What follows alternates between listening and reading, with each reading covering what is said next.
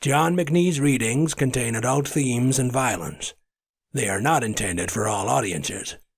Listener discretion is advised. Hope Eternal by Andrew Freudenberg.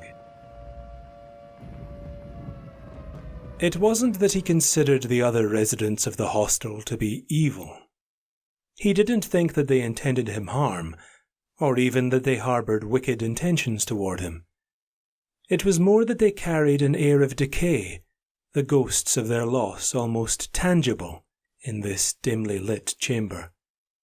Their pale faces and sunken cheeks, their fading eyes, all sent a shiver of discomfort down his aching spine. His own grief haunted him enough. To accommodate or in any way absorb the sadness of strangers would soon have broken him. This greasy table at which he sat was a centrepiece to a room devoid of colour. The grey walls were decorated only by dirt and dust, topped off here and there by a tattered notice which added nothing to the general ambience. On the floor was the memory of a carpet. So threadbare and full of holes was this ancient floor covering that it had almost merged with the stone on which it rested. The resident stench was genuinely repulsive. Ancient black mould and persistent damp gave the air a sharp tang which you could taste, while the omnipresent and odorous unwashed added their own resolute stink. His nose twitched constantly in protest. Chambers sighed and pushed his plate of half-eaten stew away from him.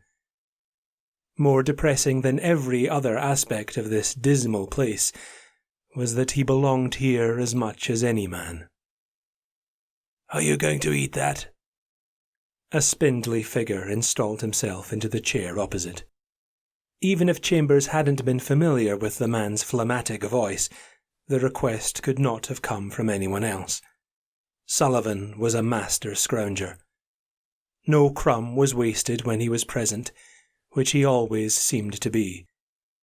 Despite this, he was skeletal, host to some creeping pestilence that Chambers had little desire to know about.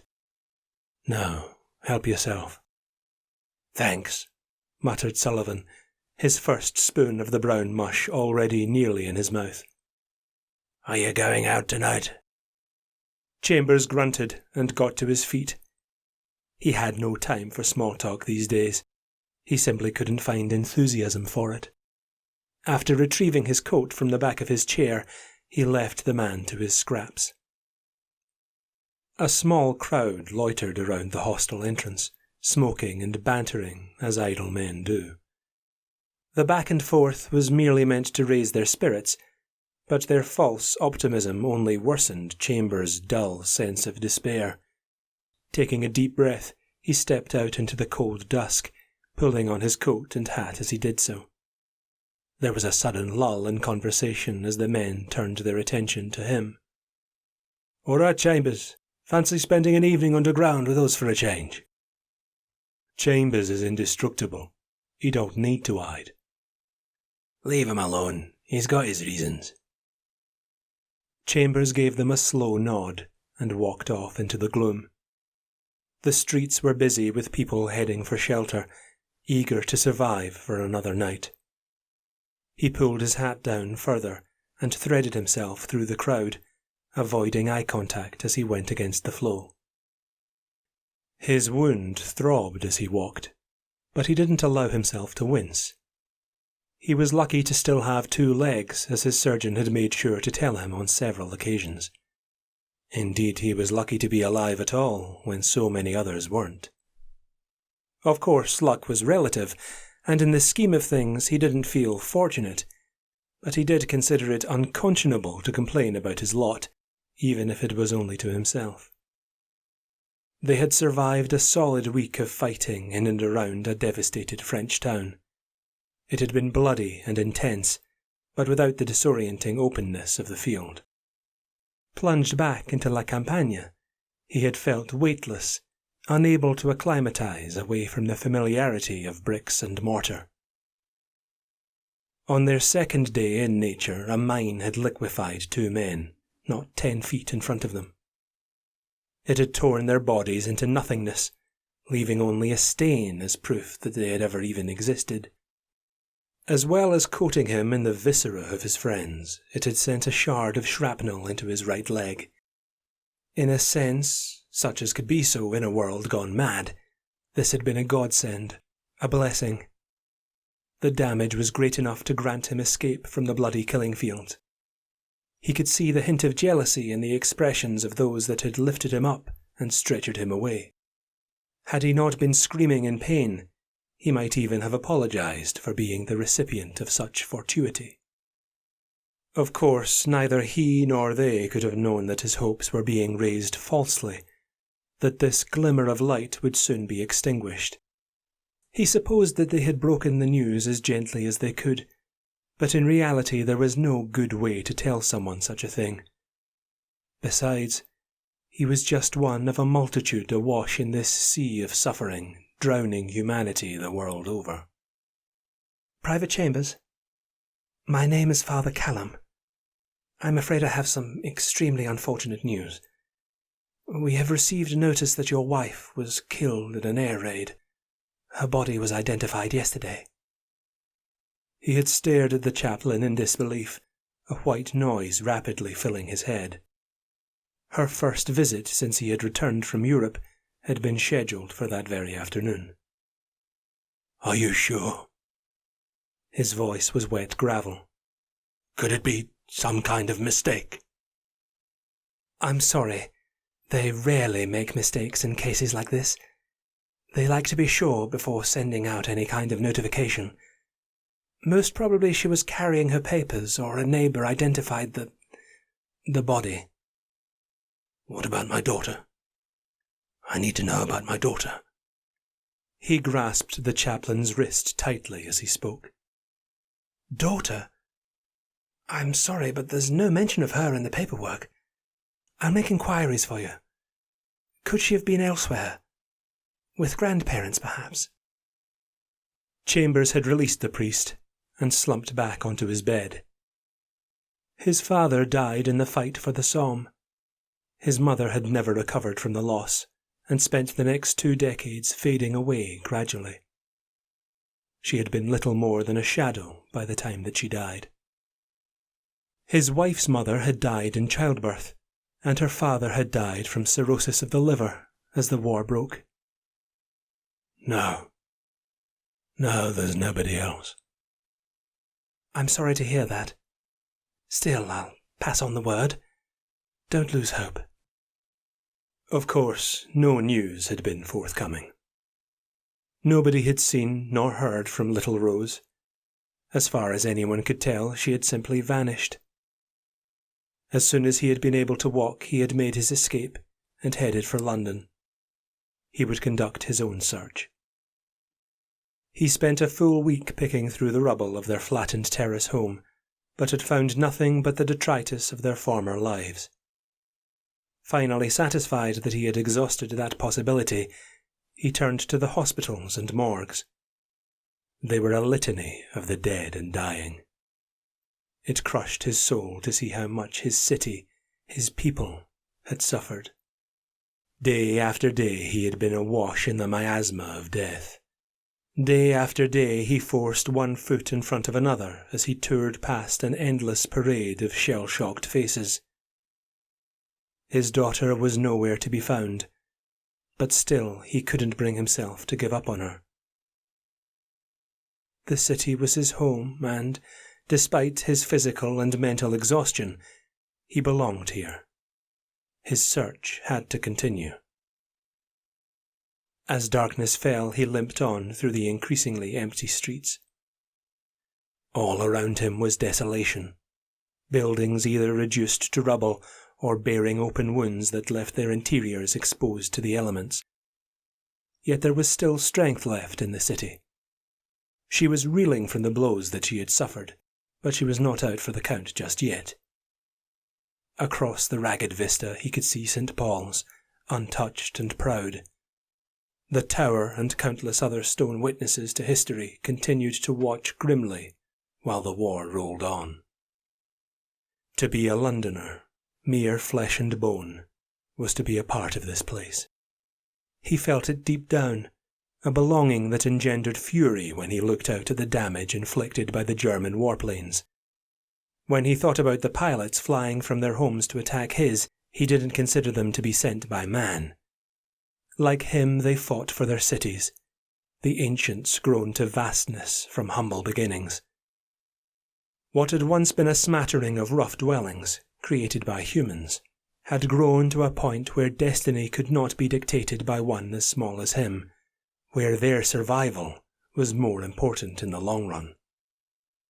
Mankind had become willing servants, eager to escape nature's barbaric reign and strive for civilization.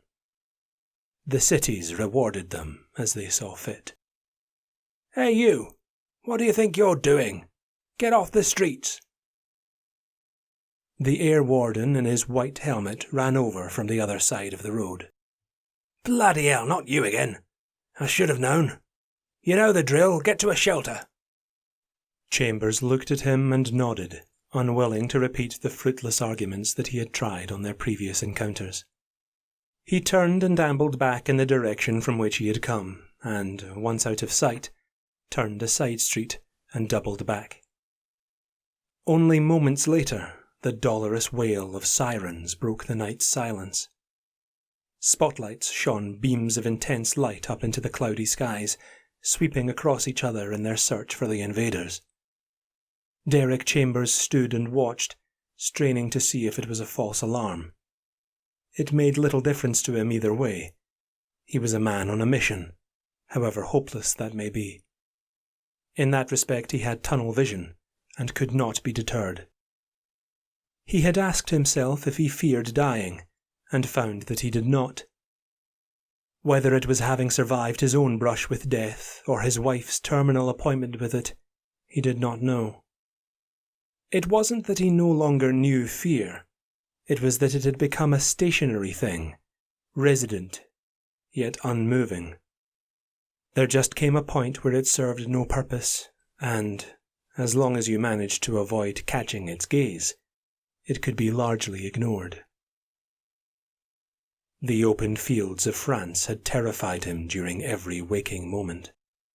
He had felt exposed and displaced, sure that a bullet would plunge him into eternal darkness at any moment. Oddly, bullets aside, it had reminded him of childhood visits to the countryside with his frail mother. He had hated it, and only relaxed once he was back home in amidst the familiar sights and sounds of London. Knowing that there were strangers looking to kill him had shredded his nerves, but little more than the open skies and ever-stretching horizon. Now, though, at this moment, where mortality was concerned, he was entirely relaxed.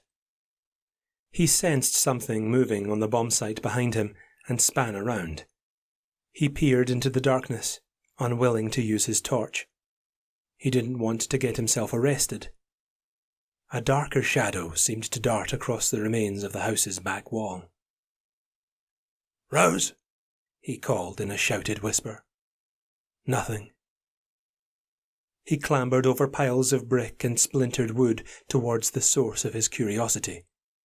His leg protested vigorously at his exertions, but he ignored it.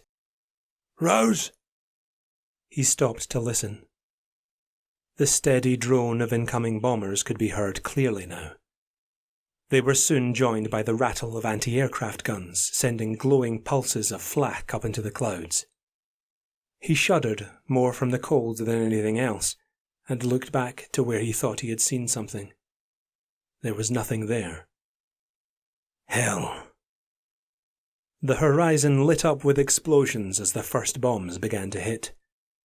A few fell closer, and then they were everywhere, birthing towers of fire across the city. He could hear them whistling and screeching as they fell, plummeting down with no discernible pattern. The air was thick with dust and smoke, and the smell of burning timber and cordite. He couldn't see more than a foot in front of him, such was the swirling chaos in which he stood. He was nearing the end of his second month under the Blitz. They came every night without fail, those murderers in their flying machines, and every night they tried to kill him. He had stood in the face of their devastation and waited for them to do their worst. Again and again they had failed. Once they were gone, he would wake from an almost meditative state and march on across the broken glass and hot ground in search of his lost child. Tonight began no differently to any other. As the sounds and smells of this earthly hell cocooned him, blocking any kind of normal sensory input, he had drifted off to that inner place where the ghosts of his recent past spoke to him. The experience reminded him of watching newsreels, except in this case they were personal to him and somewhat fleeting. The memories were bittersweet. John and Frank the night before they had died in that bloody field, his poor emaciated mother, and her sad smile. "Watch out, Derek. Here it comes." It was his wife's voice, calm and reassuring. A wave of heat rolled over him, followed by a force that blew him head over heels. He was thrown across the rubble and into a deep black void. When he woke it was still night, but the raid was over. His head buzzing, he picked himself up gingerly from the floor. His face felt wet, and when he touched it, his fingers came away covered with a slick of blood. He wiped his eyes with the back of his sleeve and blinked, his eyelids sticky and his sight blurred. Something moved in his peripheral vision, and he turned to try and focus on it. He squinted into the darkness. "Daddy." Had he actually heard the voice, or was it just the wind? The night was full of distant sounds following the raid. He couldn't be sure. His head throbbed as he took a few stumbling steps towards where he thought he had seen something. He stood gazing into the black for several long minutes, but there really was nothing there anymore, if there ever had been. Eventually, a hand on his shoulder brought him back to his surroundings. "That's a nasty cut you got there. Looks like a bleeder. I'm not saying it isn't bad, but that kind of head wound always looks worse than it is." The speaker was an extremely old man. He wore a flat cap and a spotless tweed suit, oddly pristine considering the circumstances. Although his face was a morass of wrinkles and worn skin, his eyes sparkled in the darkness. He rubbed his hands together before shoving them into his pockets. I think I'm all right. Did you see a little girl?" "I beg your pardon?" "Did you see a little girl? Just over there?" "No, Sorry. I was looking for my daughter. I thought I saw something, but I must have imagined it." Your daughter? Was she with you?" No. I lost her. Or at least she disappeared. I thought that perhaps... Well, it doesn't matter. Please, I'd better be going." The old man tipped his cap. "Are you sure you can manage? Your head?" "Thank you. I'm fine. I'll get some rest. Thank you. Good night." A thorough cleaning of the wound revealed it to be nothing more than a deep gouge, and unlikely to be life-threatening. It might have benefited from stitches, but he settled for a whisky and some rest. He was woken hours later by someone shaking his shoulders. It was Sullivan. "Wake up! There's another raid. I don't know how you can sleep through those sirens." Swiftly he pulled his boots on and walked out through the empty hostel into the street.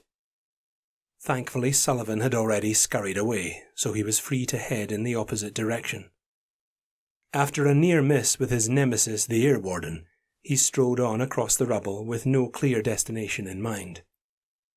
Although his head gave him little trouble, he was aware of how tired he had become, both mentally and physically. He felt constantly one step removed from the world, as if his senses had become worn at the edges. Hearing the drone of the incoming bombers, he looked up and found that he was next to the ruins of a church. The nave had collapsed in on itself, leaving only the tower looming over a cross of bricks and glass. Gravestones had been knocked asunder by the blast, and he stopped to read them, although at first the names written on them hardly registered. It was only when he reached the marker for a small child, similar in age to his own, that he allowed the information to sink in. This bloody war, he thought. This bloody war. Although not much of a one for proverbs, even though his mother had lived by them, lightning never striking the same place twice had always resonated with him. Had he noticed the unexploded bomb, or been conscious long enough to note the detonation, he might have allowed himself a certain measure of satisfaction. As it was, the explosion threw him across the rubble like a rag doll. "Open your eyes, Daddy." "Rose, is that you?" She stood over him, offering her hand. He took it and pulled himself to his feet. "Of course it's me, silly. Who else would it be?" But where have you been? I've missed you. I've been looking for you, you know." "We've missed you too." "We?" "Mummy and me. We've been waiting for you." "But Mummy—" Rose let go of his hand and skipped away from him. He realized now that she was not entirely opaque. As she turned, he caught glimpses of moonlight passing through her. "Are you—" He felt a sudden intense pain in his chest, and for a split second his daughter disappeared. "Daddy?" "Rose." The pain came again, and he gasped for breath, newly aware that his lungs were empty. Once more Rose vanished, and then reappeared. She was fully transparent now, and he could see the churchyard behind her. "Daddy, don't go." He was overcome by a pain that seemed to encompass his whole body. Sparkling lights filled his vision, and when they eventually cleared, he found that he was lying on the floor. The air warden was kneeling next to him, pushing down on his chest. A priest stood nearby with an anxious expression. "He's back." "You bloody fool! You're lucky to be alive." Chambers sat upright. "Rose." "Who?" "My daughter. She was here a moment ago." "We haven't seen anyone else."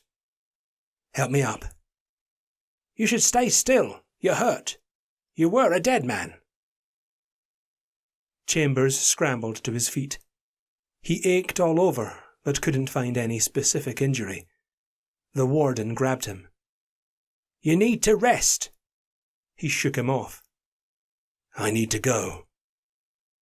He lurched away, leaving his bemused rescuers behind. His journey back to the hostel was a blur, his focus only returning as he pushed back the crowd of smokers taking in the evening air. "Back from your constitutional, Chambers?" "Are you all right, Chambers? You look a mess." Inside it was quiet, and nobody disturbed him as he headed out to the back where the lockers were. With shaking hands, he opened his and took out a small bundle. It struck him that, for the first time in what felt like an eternity, he felt at peace. After so long, it was an odd sensation. Smiling to himself, he went into the toilets and locked himself into a cubicle. He sat down and carefully unwrapped his prize. The gun seemed to gleam as he unwrapped it. It had saved his life on various occasions, and he considered it to be an old friend. He exhaled. "Here I come, my darlings. Here I come." He put the barrel into his mouth and pulled the trigger.